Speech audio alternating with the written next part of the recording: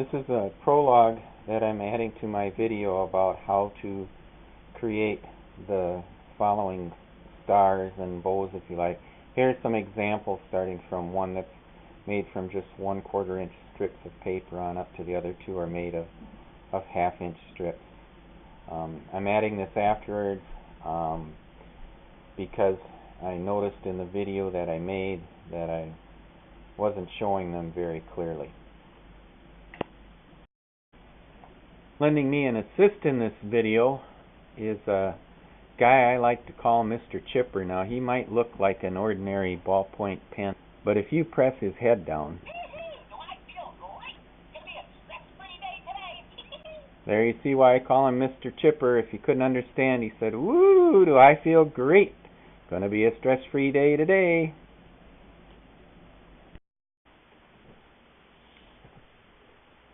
Hello, nieces and nephews. This is your Uncle Jim.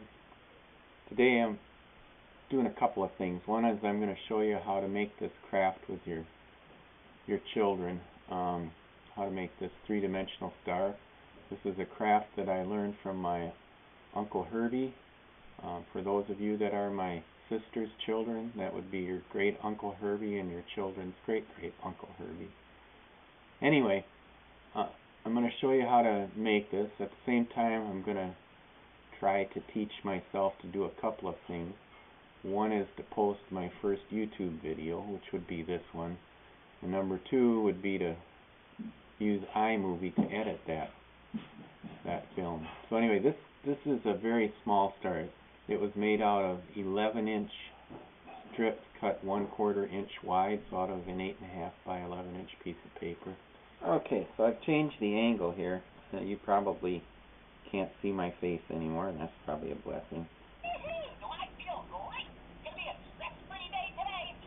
To make these stars, you need to have 4 strips of paper that are of equal length, and the width, or the ratio, I should say, of the length to the width probably needs to be at least 30:1, if not 40:1. What I've done here to make a star that I'll make out of 1/2 inch wide strips, I've taken 2 11-inch strips and Scotch taped them together so they're 22 inches. I've done this out of a little larger strips of paper than the ones I showed you for that tiny star I made out of 1/4 inch strips. Just so it'll be, but it will be easier for me to handle, and hopefully easier for you to see what needs to be done. So the first thing that has to happen with these is that you need to fold the strips in half. Now, I'm not going to fold them exactly in half because of the Scotch tape. I'm going to actually fold it along one edge of where Scotch tape was that I put it together, just because I think I'll be able to hide the Scotch tape inside the star a little better, or a little more easily. Okay, once you have them folded, then the next thing you need to do is to lay the strips out so that you have 2, I'm going to move these off to the side, 2 that are laid horizontally, one with the fold on one side and the other one the opposite of that, the fold on the other side. Now, I've done these out of using 2 different colors just because I think it'll be easier for you to see what's going on as I do this. Then what you need to do is you need to take the other 2 strips and lay them vertically such that in my case, on the bottom end where I have the vertical strip that has the fold, it needs to go over the open end of the one horizontal strip, and I need to do just the opposite of that with the other vertical strip.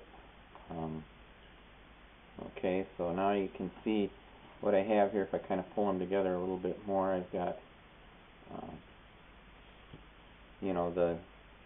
the open ends, or the narrower ends, the unfolded end, whatever you want to call it, going through the folded ends of each. And then what you do is you just take and kind of gently pull on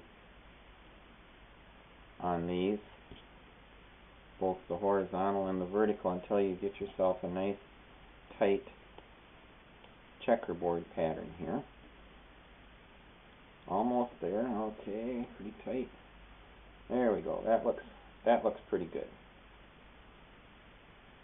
Okay, so now the next thing I need to do, this kind of slides around, and the next thing we do is what I call locking it in place. And so I start out at the top and take this one and fold it down over, and you just keep going around the strips in a counterclockwise manner. You fold the next one on the left over the one that you just folded down from the top. Then I'm going to take one from the bottom and fold it over the one that I just folded from left to right. And then the next thing I'm going to do is I'm going to take the last strip of the 4, and this is the key part. First of all, I'm going to make a little taper here, and I'll do this as I go along with other things, but it just makes it easier. See how I'm going to slide? There's from the one that I folded down to start, there's a little fold or loop there. I'm going to put the end of the one on the right through that and then pull it through, hopefully. There we go. Pull it through, pull it tight. And what that does, let's get all of these tightened up here. What that does is it locks it in place. Now this checkerboard doesn't slide around. Okay, the next thing that I'm going to do is I'm going to make the points of the stars. So what you do is the one that's up on the right hand side, you go ahead and you pull it underneath, fold it so it looks like you've got a little right triangle there, and then I'm going to do it again, only I'm going to fold it, instead of going underneath, I'm going over the top, folding it down, and I come up with a little point that looks like that. The next thing I do is I take the little right triangle that I had on the right, fold it over, and then here's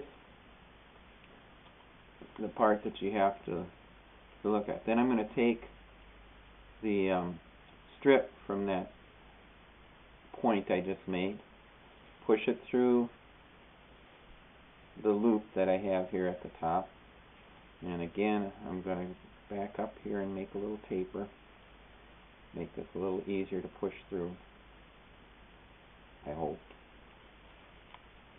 Okay, there it goes. So I'm going to pull that through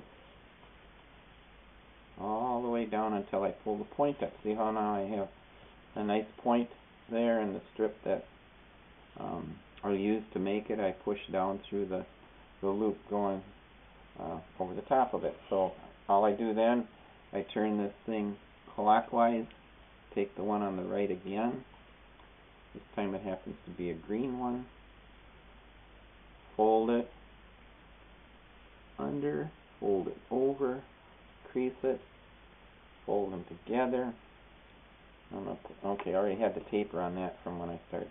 I just kind of like to, when I do it, then push the point back just so I can see what I'm putting my strip through. I'm going to pull that down. Enough.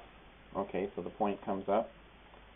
Now I'll probably cut some of this out, but I go around, do the next one.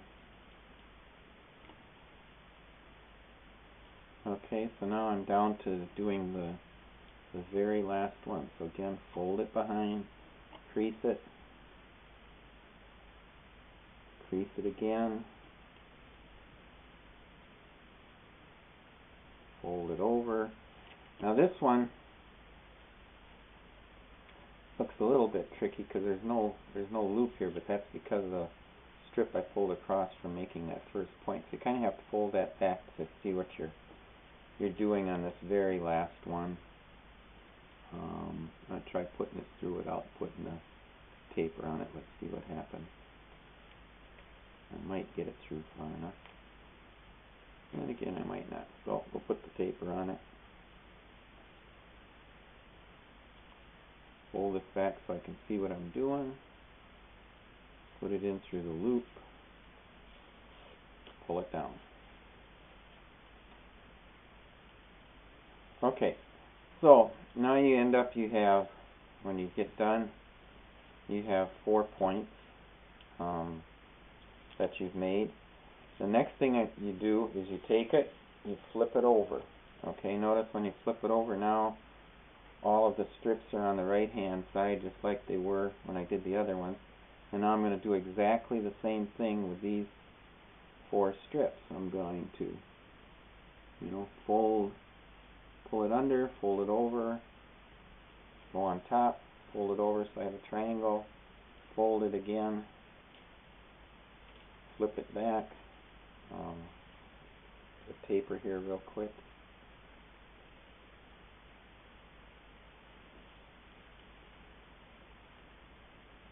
Push it through, and now you see when you get done with one, you've got 2 points side by side there. I'm going to go ahead, I will cut this out, I'll just go ahead and do the next point. Okay, when you get done with doing both sides, what you should have are 8 points that you can see. You lift up the strips, okay? And I'll bring Mr. Chipper in here to give us a little pickup. Oh, he's glad we got that part done, I think.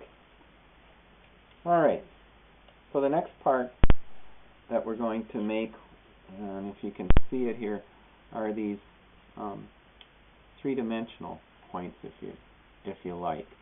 And the way we're going to do that, we're going to take the paper, and I like to think of it as I'm going to take this one that's on the right, I'm going to pull back the one that's going straight up, and I'm just going to take this, pull it around, stick it through right underneath where that strip is, and lo and behold, look what happens.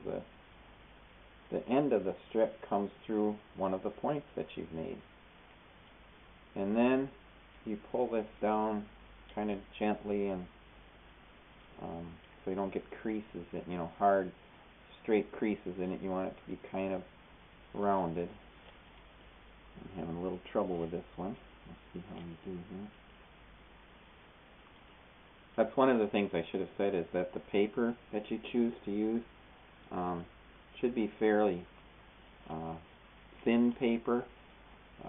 Regular weight computer printing paper works pretty well.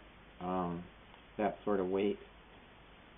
Let's see if I can get this to come out a little better.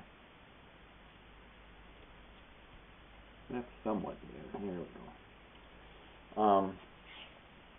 So anyway, I brought that one around. Then I do the same thing. I take the next one that's in line, I loop it around, put it through. Anyway, I started to say about the weight of the paper. It should be fairly thin. That's so that when you go to pull these loops and make them points, they'll kind of go in nice and evenly and not crinkle and crease up, which is what will happen if you try to use construction paper weight. Okay, that one didn't turn out too bad. That's kind of what I'm looking for there. So anyway, I'll continue on to do these.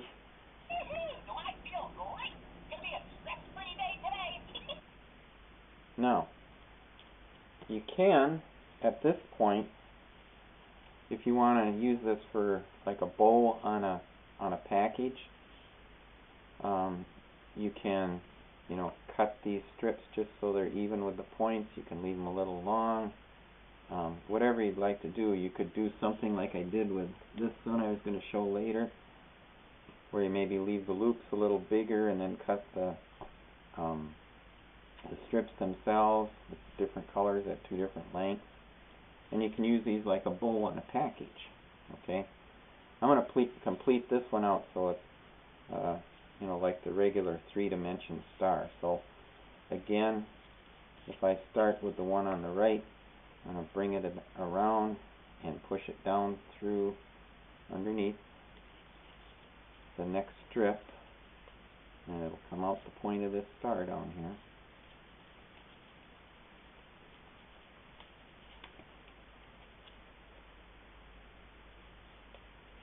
Again, I'm having a little trouble with this, wanting to crinkle. There we go. I think that'll straighten it out. Okay. And I'll do this, and I'll cut a whole bunch of this out of the, or speed it up, one of the two.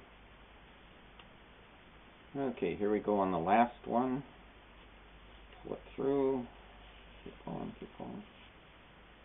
Okay, so when you get done, you'll have a three-dimensional star. So you have the 8 points, the flat points that we made at first, and then you've got these kind of three-dimensional points on each side. Now, you can do a number of things with this. Hang on, I forgot a scissors. Let me get a rabbit. Okay, you can, at this point, take and just clip them, and I'm going to be kind of crude here just for time and not really work to get it exactly right. But so you can cut them so they're right at the points, which is what I did with this one. You could do something like, I'll trim these off.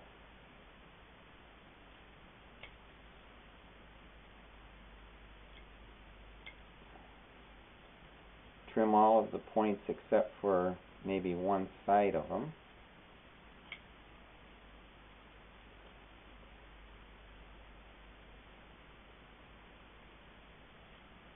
And on that last side, rather than cutting them right up at the very flat points, you might do something like this. You might make them a little bit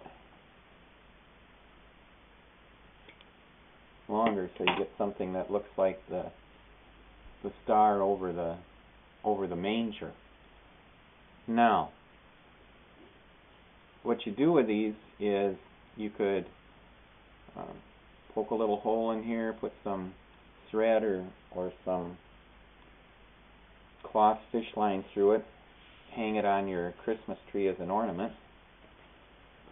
What we used to do as a kid, one extra step that we'd do is we'd melt some paraffin wax, and my mother, who would make jellies or jams, she had paraffin wax around the house in the fall and that. She'd melt the wax, pour it on top of some jelly in a jar of jelly that she'd made, and then the wax would harden, and that would seal the jelly in, keep it fresh.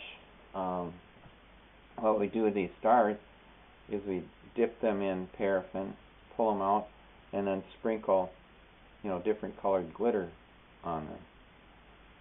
So you can do that. If you do that, I would suggest you do one of two things. Either you put your thread through first and use it to hold the star as you dip it into the paraffin, or you have some longer tails that you cut or leave on until the end, and you dip your star in the paraffin, pull it out, and then set it on a piece of wax paper to dry. And what you'd want to do is you'd want to set it with the point. So if you have a bow like this, rather than sitting it flat to dry, which means this whole surface would probably stick to the wax paper below, do your paraffin and then let it dry like this, so you don't have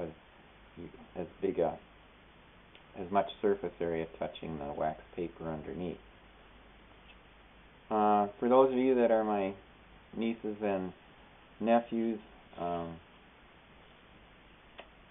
ask me sometime about some Uncle Herbie stories. He ran a print shop, and he would supply strips of paper like this to the local elementary schools to do this craft around Christmas time every year. It wasn't just for his relatives. I know he did that because my wife, your Aunt Kay, said that they did this, and she couldn't remember, but probably 3rd or 4th grade at the elementary school she went to, and my Uncle Herbie had supplied the strips of paper for that. That's it. best wishes for the holiday season to all my nieces and nephews, their children, and anyone else that happens to stumble onto this video. Bye.